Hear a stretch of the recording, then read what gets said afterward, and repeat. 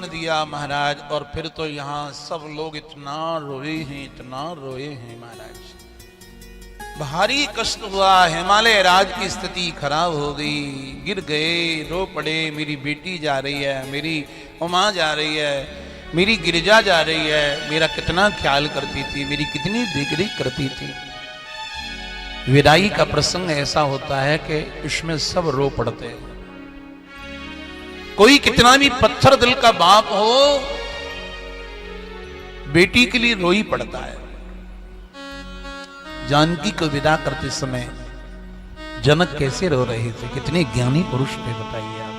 गीताकार कृष्ण जिसका नाम लेता है, उस सीता को विदा करते समय खम्मा पकड़ पकड़ करके कैसे रो रहे थे।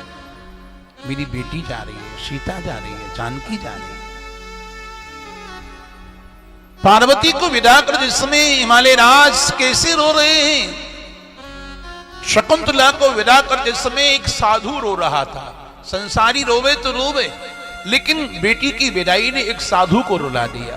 शकुंतला विदा हो रही, दुष्यंत राजा के साथ में दत्तक पुत्री थी ऋषि की, केवल उसका पालन पोषण ही किया था।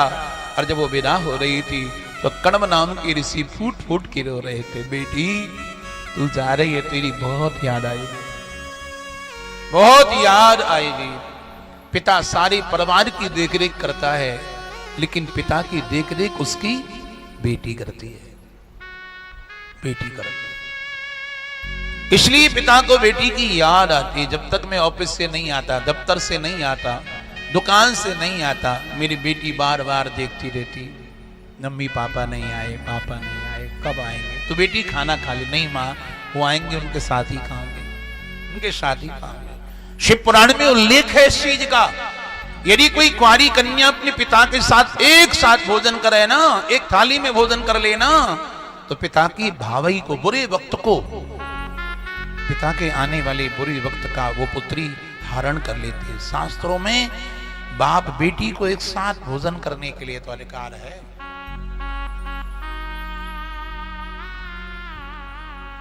सूत जी कहते हैं, शुनक आदि मुनियों सारे भाई रोने लग गए, सारा समाज रोने लग गया। उमा के क्षमा मांगता हूं। बेटी के लिए कितना भी बड़ा बाप हो, कितना भी प्रतिष्ठित बाप हो, कितना भी धनवान बाप हो, कितना भी पढ़ा लिखा ज्ञानी बाप हो, कितना भी संपन्न बाप हो, अपनी पुत्री के लिए बारातियों के आगे यूं हाथ जोड़ लेता है, यूं हाथ जोड़ लेता है कि क्षमा कर देना, कोई गलती हो गई हो तो। अपने लिए नहीं, अपनी बेटी के लिए जोड़ता है, अपनी पुत्री के लिए उसके हाथ जुड़ जाते हैं। महादेव के सामने हिमालय राज के हाथ जुड़ गए और महाराज मैया को नानिया पर विराजमान किया गया। महादेव बैठ गए हैं और ये विदाई हुई। आहा, भारी चर्चा, सब कैसे वहां रोए हैं। आखिर में चले गए शिव शिवा को लेकर के, और जैसे ही नंदी पर्वतों की गिर कंदन मालाओं में होकर के ऊपर चलता गया, जब तक चला दिखाई दिया तब तक तो सारे हिमालय वासी रोते रहे, रोते रहे, रोते रहे।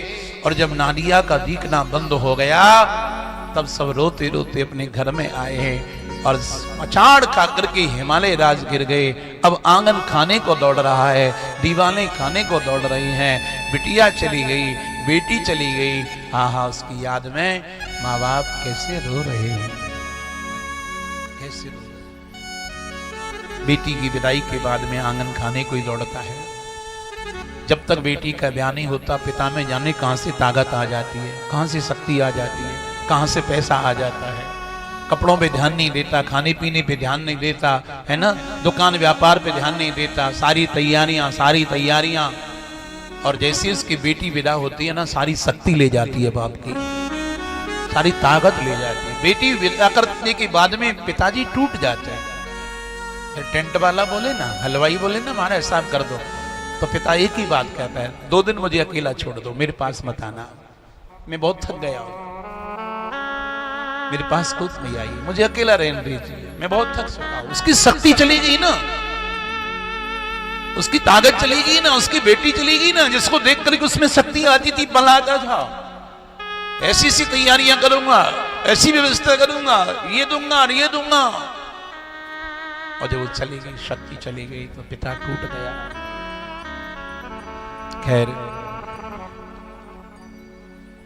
जानकी जी तो डोली में से कूद कूद के आ जाती थी। वाल्मीकि रामायण में वर्णन है कि जब जनक जी खम्मा पकड़ करके रो रहे थे और जानकी ने अपने पिता को रोते देखा तो पालकी से कूद गई, लिपट गई पिता से आकर के। तुम इतना क्यों रो रहे हो बाबू, क्यों रो रहे हो पिताजी? बेटी तू जा रही है, तेरा बाप कैसे रहेगा तेरे? लिपट जाती है। फिर सखियां आती हैं, डोली में मां जानकी को बैठाती हैं और फिर खम्मा पटक करके महाराज सर पटक पटक करके जनक जी रोते हैं। सतानंद आचार्य समझाते हैं, भाई कुछ तू समझाता है, भैया आप इतने विद्वान पुरुष हो, अब इतने राजा महाराज इतने ज्ञानी हो रहे, इस प्रकार आप रो रहे हो। हे आचार्य पंडित जी, यदि मुझे पहले पता होता कि मेरी सीता की विदाई मुझे इतना रुलाएगी तो मेरी बेटी का स्वयंवर नहीं करता। आज मुझे पता चल रहा है कि पिता की बेटी जब विदा होती है तो उससे क्या होता है। बार बार जानकी जी, आखिर में भगवान श्री राम ने जानकी जी से कहा था, हे जानकी जी, हे सीता जी, अब एक पिता को तो रोना ही पड़ेगा। तुम्हारे पिताजी रो रहे हैं तो मेरे पिता खुश भी तो कितने हैं कि उनको एक ऐसी बहू मिल रही है।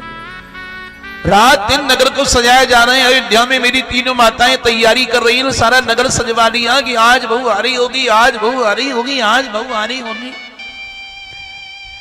चलो जानकी जी, विलंब हो रहा है। जानकी जी ने वाल्मीकि रामायण में स्पष्ट कह दिया राम जी से, यदि मेरे पिता रोएंगे तो मैं नहीं जाऊंगी, यदि मेरे पिताजी रोएंगे इस प्रकार मैं अपने पिता को रोता नहीं देख सकती हूं। तब भगवान श्री